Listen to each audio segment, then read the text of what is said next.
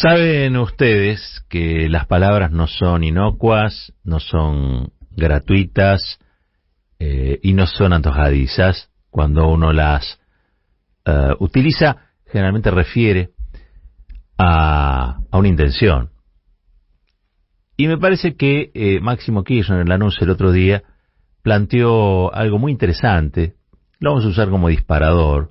No creo que haya sido, insisto, gratuito ni casual el uso de esta frase o de la fórmula que eligió el diputado, pero que sí permite reflexionar sobre algo que también está hoy muy en boga, y es la cuestión de la insatisfacción democrática, como para explicar el surgimiento de personajes esperpénticos como Milei, como Canosa, bueno, que tuvieron su fiesta en la final de la Feria del Libro. Finalmente la transformaron en su Lulapalooza, ¿no? El Lulapalooza de lo que podría llamarse el trumpismo local. Pero bueno, vamos a escuchar primero, esto es algo que dijo Máximo Kirchner, diputado Máximo Kirchner, en Lanús el otro día. A ver. Que se conduce obedeciendo también. Cuando uno quiere conducir también debe saber obedecer. Y el pueblo manda. El voto del pueblo en una elección manda. Y también para conducir hay que saber y hay que haber sido conducido. Si no, no se comprende lo que se quiere y a dónde se va y lo que requiere también. Bueno, en el peronismo hay una larga tradición de conducción y de análisis sobre qué implica conducir o ser conducido. De hecho, existe el manual de conducción de Juan Domingo Perón. Perón decía que conducir era persuadir, que básicamente conducir es persuadir a los otros de que el rumbo es el que marca el líder, ¿no? O que aquel que tiene el argumento del líder es el correcto y va hacia una forma que satisface tanto al líder como a los que se sienten representados por él. Máximo Kirchner utiliza este concepto en Lanús el otro día, el de mandar obedeciendo, que si uno se pone a rastrear el origen, es un origen muy largo, pero sí fue en el año 94, cuando surge el Ejército Zapatista de Liberación Nacional, sí fue el latiguillo fundamental del subcomandante Marcos. Alguno lo recordará, se estaba firmando lo que era el NAFTA, ¿no? El ALCA entre México, los Estados Unidos y Canadá, pero se llama NAFTA, que traería muchos dolores de cabeza a los Estados Unidos de México, particularmente. El otro Estados Unidos casi siempre cae de parado. Y esa guerrilla produjo el primer cimbronazo de lo que quizá muchos sospechaban pero no podían afirmar, y es que el mundo seguía dando vueltas, ¿no? Que la historia no había concluido, como decía Fukuyama, y en un lugar de la selva lacandona, allí en el México profundo, surgía una guerrilla indigenista que se planteaba una crítica abierta al capitalismo, al imperialismo, pero que a su vez tenía nuevos modales en relación a las categorías impuestas, por ejemplo, desde la Revolución Cubana, ¿no? Para analizar el mundo, e incluso para definir el campo del antiimperialismo y el campo del socialismo. Esto pasó, insisto, allá por el 94, pero ese mandar obedeciendo fue el latiguillo que podía sintetizar una propuesta de gobernanza que hasta entonces estaba puesta en crisis. ¿Por qué? Y porque hablar de la Unión Soviética era hablar del estalinismo, que poco tenía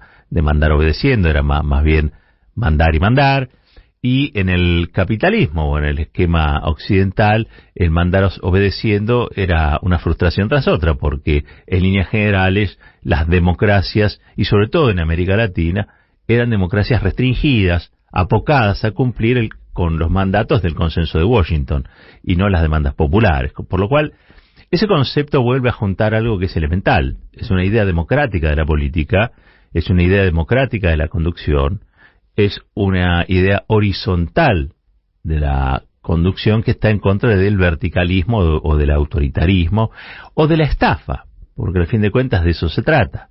Alguien es ungido como mandatario, es decir, es mandatado a hacer algo e incumple eso para lo que fue elegido. Yo no lo quiero leer en clave de local, de interna, eso ya se encargan otros.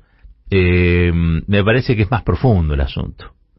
Me parece que no tiene que ver con, o no tendría que ser solamente abarcado desde la lógica de una disputa intestina, sino que es algo más complejo, y es qué tipo de democracia tenemos y qué tipo de democracia queremos, ¿no? Si queremos una democracia formal, que se reduzca a votar cada 2 años, en el mejor de los casos, o si lo que pretendemos en realidad es que haya una mayor conexión entre los liderazgos y sus bases, o mejor dicho, que esas conducciones representen a lo que las bases disponen.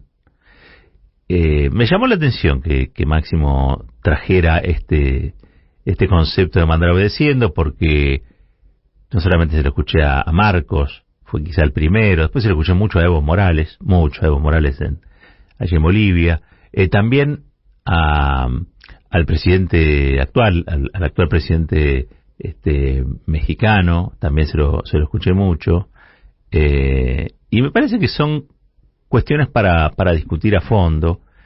Yo creo que las democracias hoy son unas cáscaras que están corroídas al interior por el faltante precisamente de una correlación entre lo que es el anhelo, el deseo popular, que elige a tal o cual modelo, a tal o cual líder, a tal o cual partido, a tal o cual frente, para tratar de consumar su anhelo, ¿no?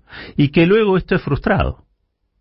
Esta frustración democrática, esta insatisfacción, es de la que hablaba Cristina hace muy poquito, y es la que explica en muchos lugares también el surgimiento de esa ultraderecha reaccionaria, que aquí se reduce a decir los Milei, pero es más profundo el tema.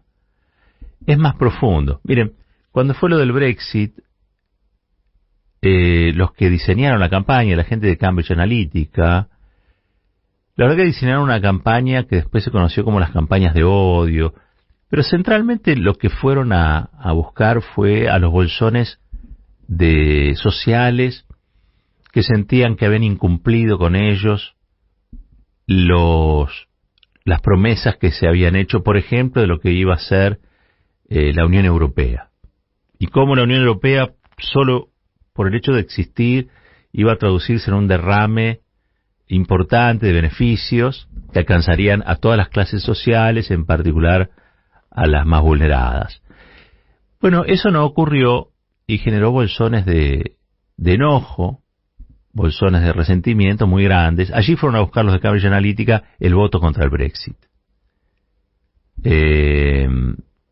Me parece a mí que ha sido quizá el caso paradigmático de lo que sin duda sorprendió a lo que es la dirigencia política, la dirigencia empresaria, incluso al establishment y a la élite intelectual incluso. Fue como una fractura porque realmente el mayor periodo de estabilidad a Europa se lo ha dado la Unión Europea. El vigor económico que tiene la Unión Europea está vinculada, si se quiere, a la adopción del euro. Pero es cierto, eso no se traduce en muchos casos y de manera homogénea en beneficios para el conjunto, ni de los países ni de las personas que viven en esos países.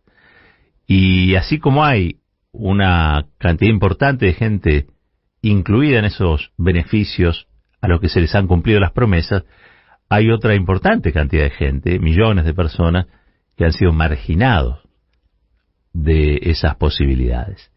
Por lo tanto, el mandar obedeciendo creo que es clave para revertir procesos que pueden iniciar una decadencia más acelerada de la que ya tiene la democracia tal como nosotros la concebimos. Para mí, el mandar obedeciendo implica, por ejemplo, en la Argentina, tener una agenda mucho más ágil de consultas populares, cosas que de algún modo dejan en evidencia que si el gobierno va para un lado, va para el otro, tiene o cuenta con el aval social. López Obrador, Andrés Manuel López Obrador, les decía, también es alguien que usa mucho el mandar obedeciendo. en ese uso, incluso hasta hace poquito mandó hacer un referéndum revocatorio, digamos, para ver si la gente quería que siguiera al frente de México o no, que se tenía que ir a la casa. Me pareció muy atrevido, muy arriesgado lo que hizo. Pero también es un poco sacudir esa democracia, porque la democracia hoy, insisto, está corroída por la decepción social y también corroída por la falta de respuestas a preguntas que son cada vez más inquietantes, cada vez tienen mayor velocidad en cuanto a la requerencia de respuesta, y que a veces ni siquiera hay respuestas posibles o respuestas satisfactorias, ¿no? Para cerrar, creo que aprovechamos, sin meternos en la cuestión interna, digamos, ¿no? Porque muchos se angustian con eso. Esta es la realidad. Hoy por hoy se angustian. La gente está mal. Todos lo sabemos. Todos estamos mal. La pandemia no pasó de largo. La pandemia nos marcó en todo sentido. El mundo de la pospandemia es un mundo mucho más complicado que el que teníamos, pero a su vez es un mundo mucho más indescifrable, si se quiere. También es un mundo donde impera una lógica de abuso del más fuerte hacia el más débil que preocupa y mucho, porque la democracia precisamente vino a equilibrar ese desbalance.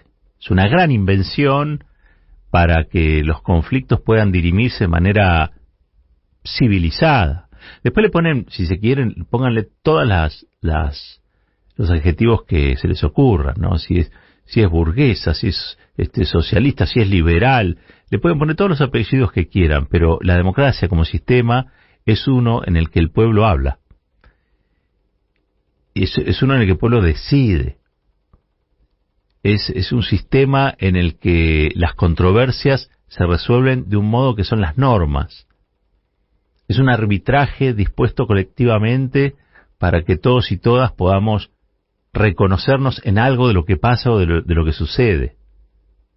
Si lo pensamos en términos de institucionalidad, no hay nada mejor que se haya inventado.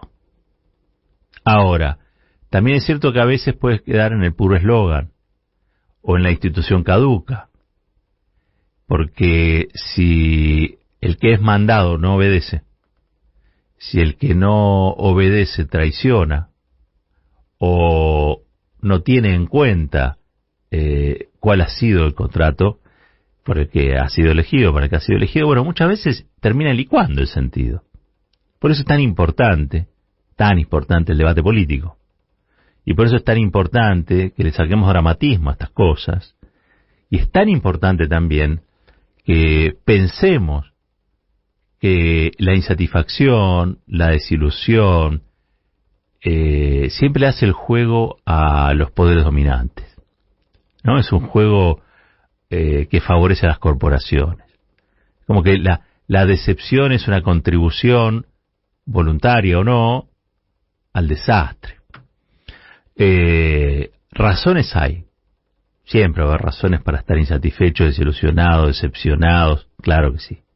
Pero el tema es transformar eso en alguna fuerza que renueve la esperanza de la transformación.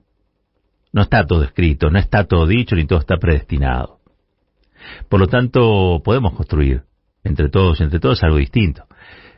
Yo hoy quería ser, arrancando el día lunes, un poco optimista en relación a estas cuestiones. El mandar obedeciendo me parece una llave para recuperar nuestra democracia y hacer de ella un instrumento que favorezca la concreción de los sueños colectivos.